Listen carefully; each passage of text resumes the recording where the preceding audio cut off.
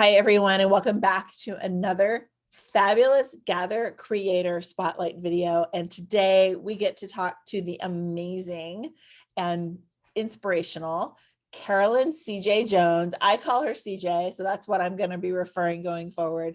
But we want to know the whole name because as an author, it's important that we know who we're talking about, right, CJ? Tell Right. everyone. So actually, before I say that, I want to say that to everyone who's watching, CJ is one of my very favorite people. Every time I get to talk to her or hear her speak, I feel very calmed and grounded, which I know is as a result of the amazing work she's doing in the world to help people with gratitude and forgiveness. So I'm just going to take a deep breath and take a moment here to listen to the amazing CJ Jones. CJ, tell everyone a little bit about who you are, what you do, how you serve the world. Tell us what's going on for you. Okay.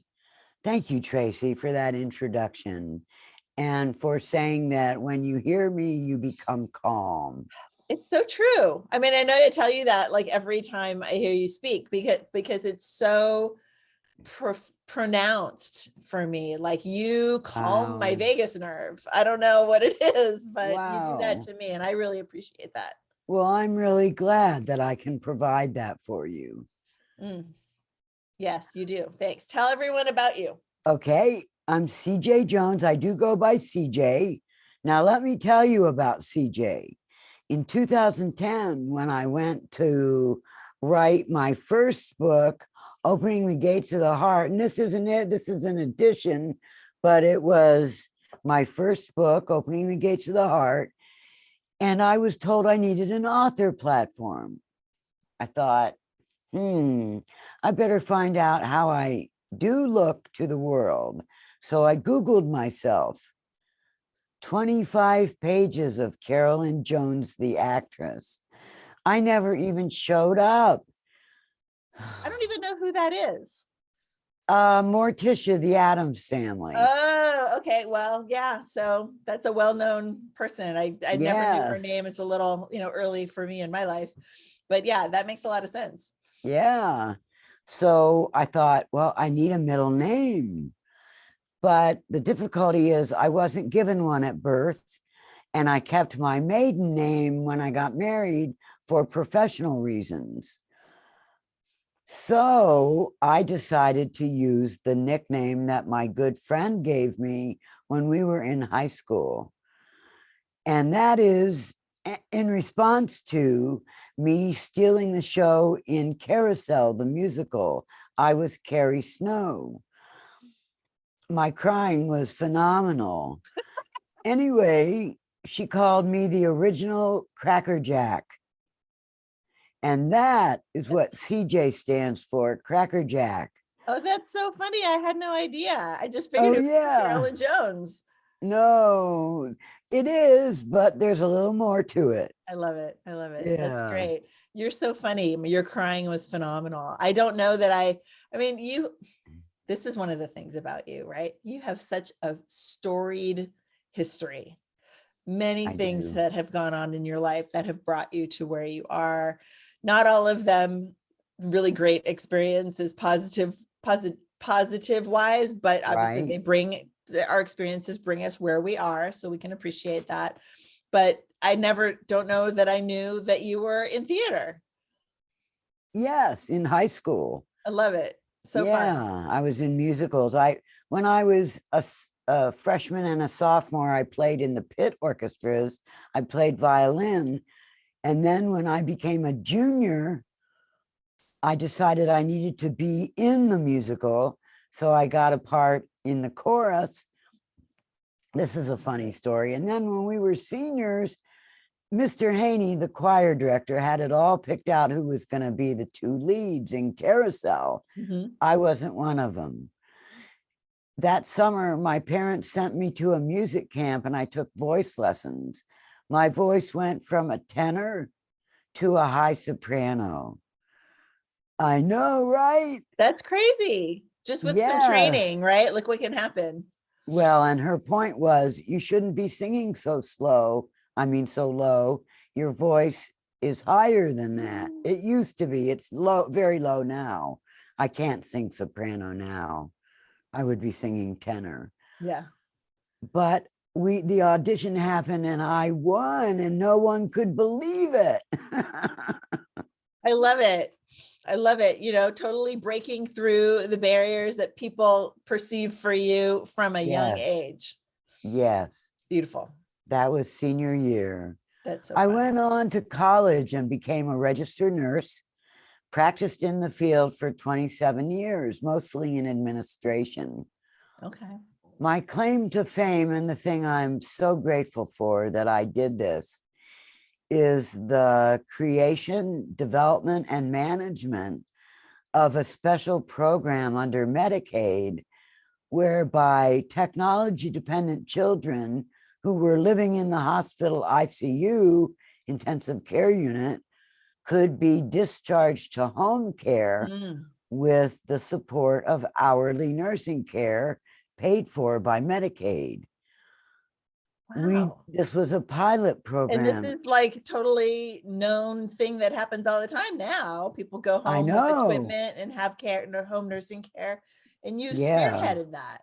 Well, they didn't, yeah, they didn't do it back then. And people on ventilators and with tracheostomies to be suctioned, the Yeah. whole bit now. And so we had to really screen people to make sure that the home was safe. We got all the equipment and backups lined up. We'd call the electric company and make sure they knew there were vents in the house.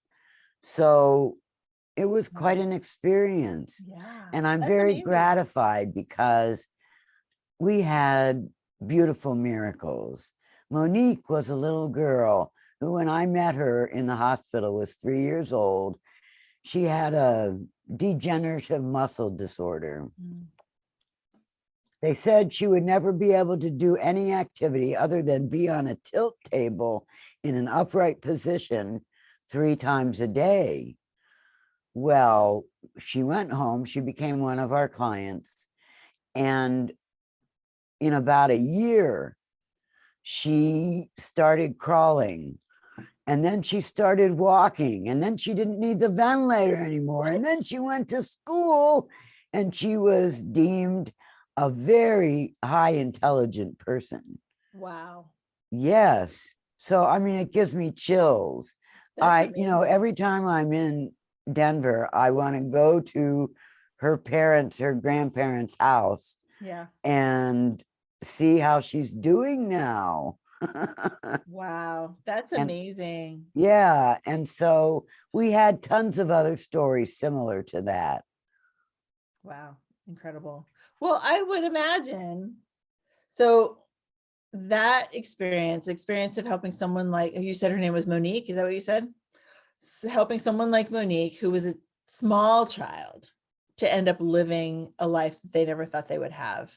Exactly. And all of these stories of people who did and didn't kind of thrive given their serious medical issues, right? This is a major, like, fertile learning ground to figure out like how, like, the meaning of life. I would imagine that a lot of these experiences really fueled your philosophies as an author now. And Yes. I know that there's a lot of other things that happened in your life as well that would be related to that too. Do you want to tell us another story about how you became an expert on forgiveness and gratitude? Sure. What really got me started was after I left my alcoholic marriage for another man that I had fallen in love with, I found out in a really rude way that he didn't care for me. Well, the new man. The new man did not care for me. I was devastated. It shattered my heart. And so what I did in response, because I was a drinker for 30 years over resentment for my parents, because I was a drinker, I drank myself into oblivion for 2 months. I didn't even eat, Tracy. Well, finally, I knew I was killing myself and I didn't know what to do except to pray to a God I didn't even believe in. after I prayed, it wasn't a month before I was in sobriety. And 4 years into it, I discovered a way to forgive my parents. The peace and freedom from resentment that I felt were immediate and immense. That's the first taste of forgiveness that I had. Wow. And then that was 4 years sober. Then at 7 years sober, I learned the true meaning of gratitude and how to be grateful in my life, such that I went for 30 years resenting my parents, and I was a very angry, bitter, blaming victim. I went from that to someone who lives in gratitude and positivity. So that's like Right. 180 degrees, 180, right? That yeah, polar opposite. exactly. And I love the space I live in today. Absolutely adore it. I wouldn't go back. Yeah. In fact, I had a discussion on LinkedIn the other day about this very issue. So, what I realized about gratitude was we need to be grateful for every experience we have. Even the unrequited love situation, I'm grateful for, because number one, it brought me to who I am today, and they're all opportunities. Furthermore, we never know when we're going to use what we learned when we had a certain experience. So we just become grateful for it, and we go along our journey. And one day, There it is. what we learned comes into being. Yeah. Like, I learned to be grateful for the unrequited love because it pried me out of an alcoholic marriage that I wasn't leaving, that 20-year marriage. It got me sober. It allowed me to stumble upon forgiveness. It allowed me to write my book on forgiveness that I wrote, and it allowed me to do the forgiveness work I do today. Yeah. So that's tons of things to be grateful for the way he told me so nastily. Right. Which is not that didn't, like, you don't still not, I can't speak English apparently. It's not that you don't still feel the hurt, but it doesn't mean that you carry it with you and let it get worse and worse and worse, right? Like, you can remember how it felt, but you could also say, and it's behind me. Exactly. Mm. Exactly. And if we look for, I looked for the things to be grateful for, and I found them. I didn't think I would find anything. My point is that when we look for things to be grateful in a bad experience, they are there. Yeah. Ask and answer these 3 questions I recommend for you. And those are: what is the lesson that you learned from the experience? So, what is the lesson? What is the positive that has come about because of the experience? And finally, what can you be grateful for?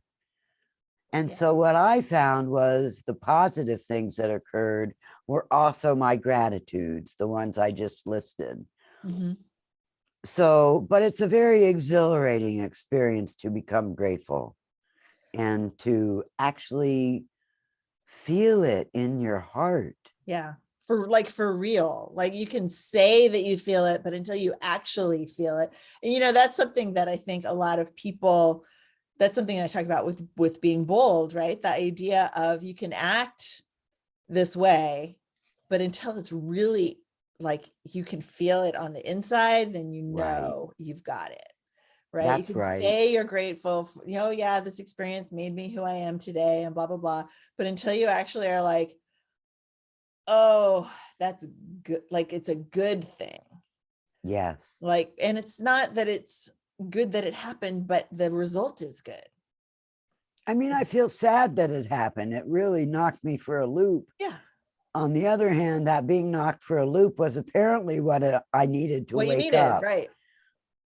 It's interesting. I think that this is something that everyone who has a journey that includes trauma or grief or and all of those things, I think most people get here to get to a part of this on their own, but sometimes people need a little bit of a boost.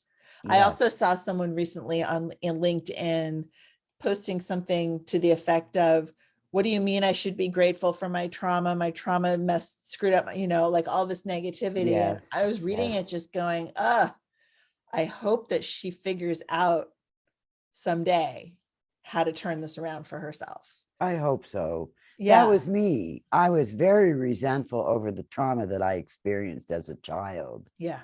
So, yeah, I can see myself in that woman. I hope she does find Yeah. gratitude in her situation. And I think that happens with all of us. It's just a matter of how long do we hold on to it, right? It's completely human and natural to hold on to it in the moment and immediately following. And the question is, are you willing to start looking at life, things, people a different way, right? Exactly. The difference is we feel and express our emotions, and we may be with them for a little while, but then we do something to take action to make things different, Yes. as opposed to someone who experiences their emotion and then starts telling the story, the poor me story, and tell That their they story can't over move and on. over. Yes. Mhm. So, and they don't move on. And that's when we become the victim. Yeah. Yeah. There's a Yeah. way out of that. I love that the work that you do helps people recognize that they are the ones that are empowered to make that change for themselves. Tell I us a love little it. bit. Yeah.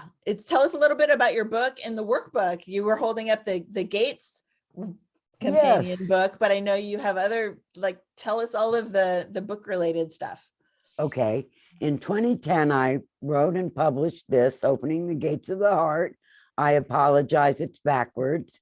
Oh, it's not. It's fine. Oh, it's really? Oh, Yep. I'm delighted. It's been backwards forever. You This is fixed a it. book of wrought iron gate images, photographs that I took, and inspirational verses that I wrote in my journals that got paired with the images years after I wrote it in my journal. Here's one example. Let me open up to, here's my favorite. This is Moments of Wonder. That's lovely. Is that like ivy, like red ivy on the side? It's hard to I tell. think it's maple. It might be ivy. It Maple could leaves, be maybe. maple too. I'm Yeah, not pretty. sure. That's really pretty. Read us the verse. I'd love to hear it. Moments of Wonder. A beam of light falls upon the metal. I look with awe and wonder at the star that appears out of nowhere. Do you suppose there has always been such richness, such wonder, such beauty in the world? Perhaps it has been there all along, waiting to be noticed, to be seen with the eyes of the heart. Oh, that's so lovely. I do. You can see it in the picture. I didn't call it out, obviously, but there's like the flash, the star up at the top of the gate. And the second edition that you're holding up, you were talking about it being the new version. I love not only the images and the verses that you just read, but I love that you include the stories of finding that gate in the world and where it was and kind of what you were doing that day to happen upon this inspiration. It reminds us all that there's just, you never know what you're going to see when you're out there with your eyes That's open. right. Well, it's interesting. Yes, the second edition holds all the stories, the behind the scenes of photographing these gates. And each gate has a story. And then there's little nuggets of wisdom that I included with each gate that speaks to the title of the couplet, the photo and the verse. Yeah. With this one, Moments of Wonder, I won't tell the whole story, but I went for 9 months without seeing that star until I went to title the photos. And so I had prints made because I took them on slide film, and I lined them up against the living room wall and stood back. When I looked at that photo, all I could see was the star. Wow. It was a moment of awe and wonder, hence the title, Moments of Wonder. That's amazing. And how long had you already seen this image before you finally saw the star?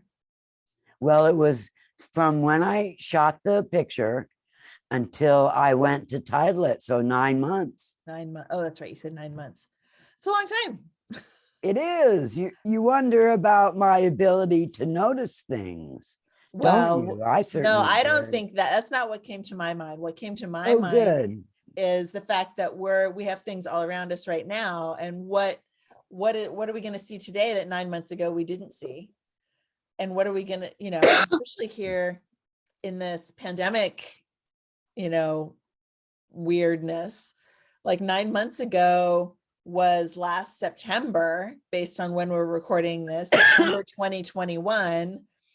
That was like the Delta version, like everything was getting kind of crazy. Like that's 9 months ago. Like what happened then that maybe we only will notice now? And then also looking at because time is crazy with this pandemic, right? 9 months from now, next March, like the world's going to be completely different again. Exactly. It's so crazy. Beautiful. Well, then I went on to write my second book. This one was interesting. I had been thinking about writing a book about forgiveness for a few years. One morning in 2021, I think, no, 2020, I came out to make my coffee and I heard this voice in my head, that still, quiet voice that I hear. And it said, write your forgiveness book now. You're kidding, I went. That's crazy. I know. And it's like, I just lost my full-time caregiving job, but they had given me a hefty severance. So I had money and I didn't have a job, but I was telling this voice out loud, mind you, that Talking to yourself in your house at the coffee maker. exactly. I do Yeah. that all the time. Yeah. And I said, I don't have time to write a book. I've got to find a job. And the voice said back to me, you have money to tide you, write the book. So I wrote it in like 3 weeks. And then the editing process started, and that lasted a couple months. Yeah. But the book is The Art of Forgiveness, A Promise of Peace. Yeah. Great. I love it. And so it starts with, let me read you the first paragraph, if I may. Would love it.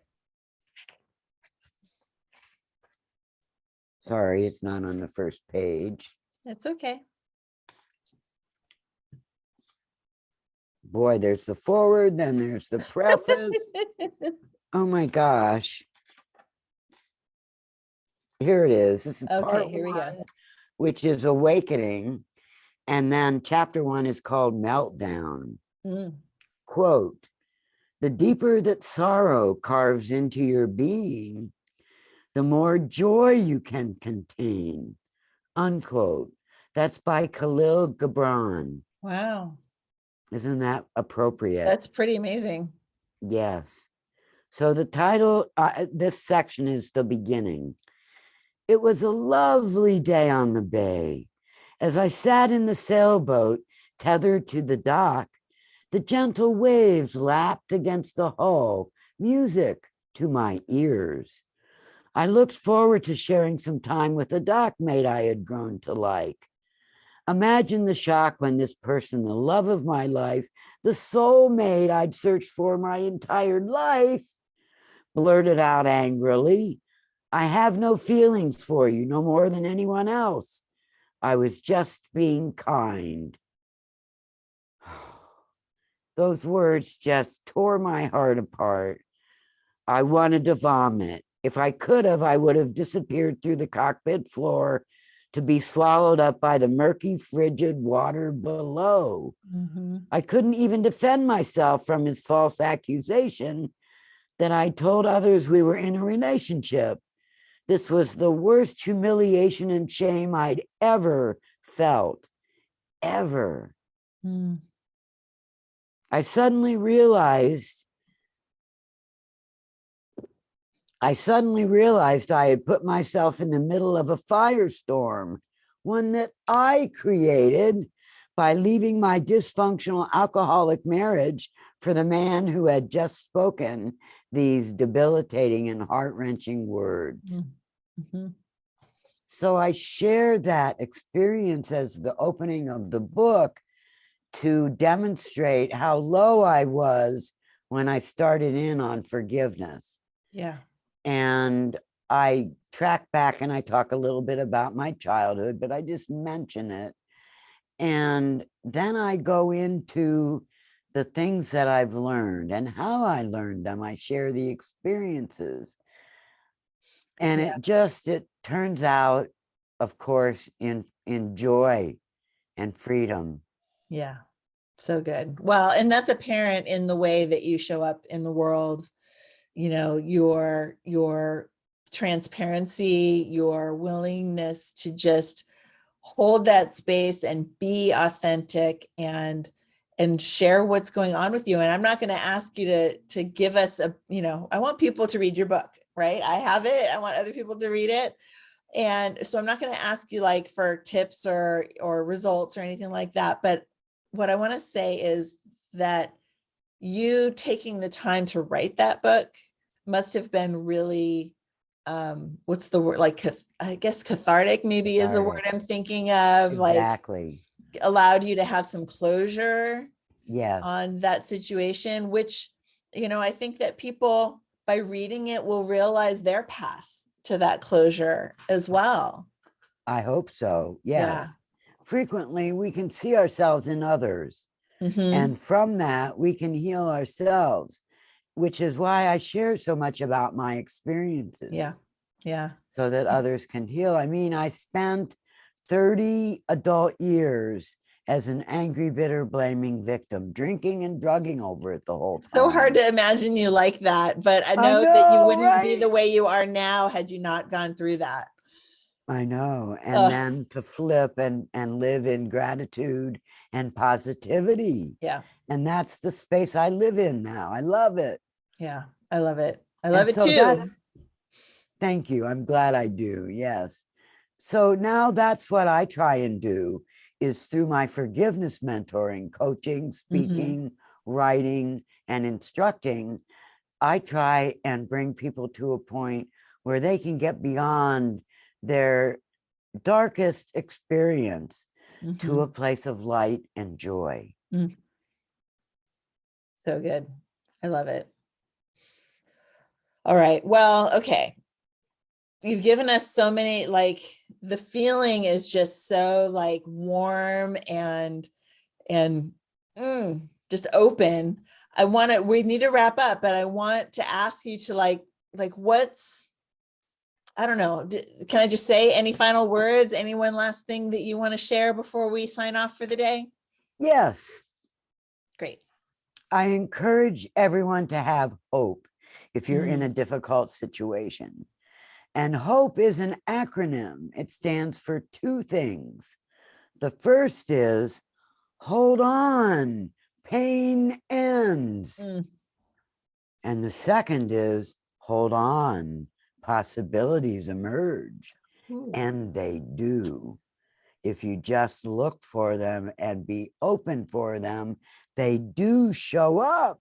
Mm. It's amazing. And so my word for you is hope.